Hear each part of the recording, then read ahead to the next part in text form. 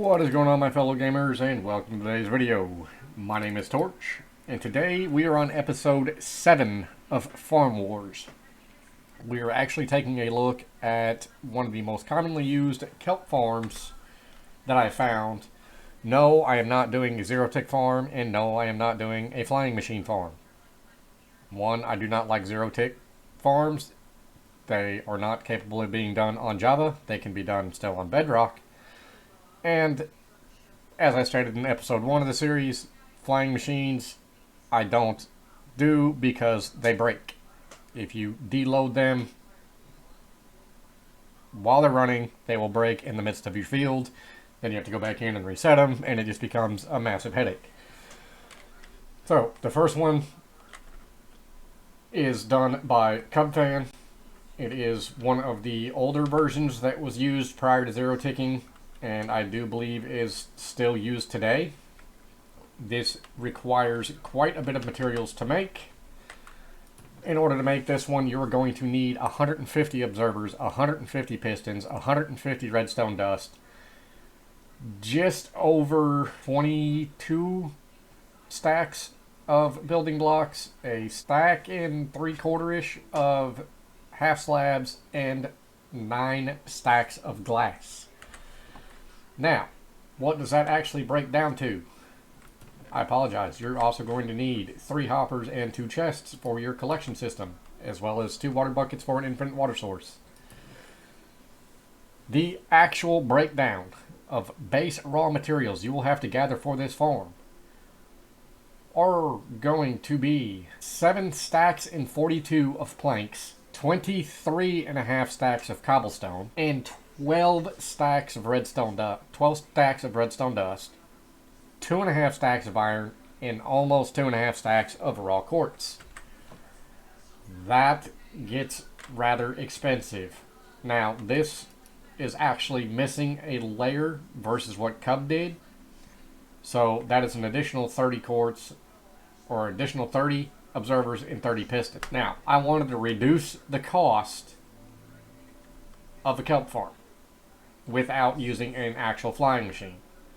So I came up with a design based off my sugarcane farm that is now used to harvest kelp.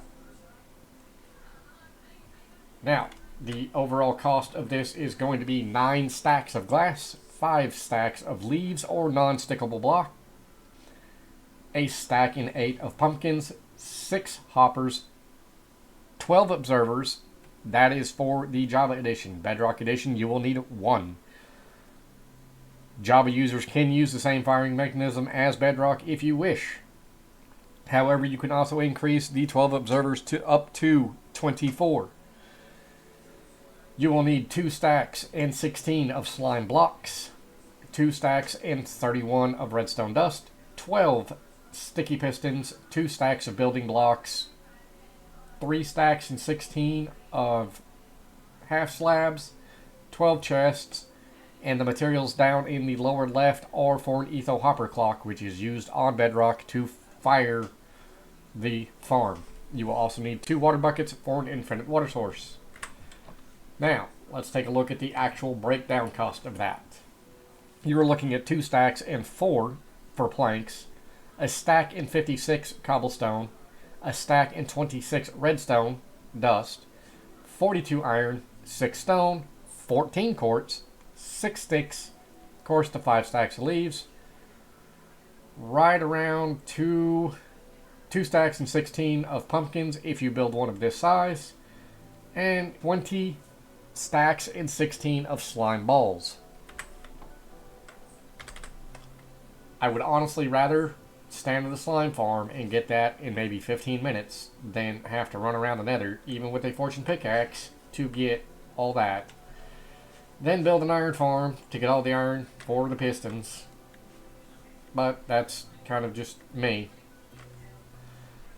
But I'm going to run a 15-minute AFK session, and we'll see which one produces what. Alright guys, we are back after 15 minutes. I'm going to change the random tick speed back to 0 to stop anything from growing. Let's go ahead and take a look at the results. So it looks like we got 4 stacks and 8 in 15 minutes. That is going to be right around 1,050 kelp an hour off of the expensive farm. Now, I am aware that this one does produce a lot less than this one. However, this one also costs a lot less materials than this one. So we've got 3 stacks and 45, bringing it to 948 an hour. So what's that? About a stack and a half difference an hour, roughly. But again, it also depends on the growth of the actual kelp. So for 100 less kelp an hour, and in my opinion, a lot less materials. Because the further or the bigger I make this one, the further out I have to take it. The taller I make this one, it's just the taller I make this one. I don't have to go out any direction. I can go up or down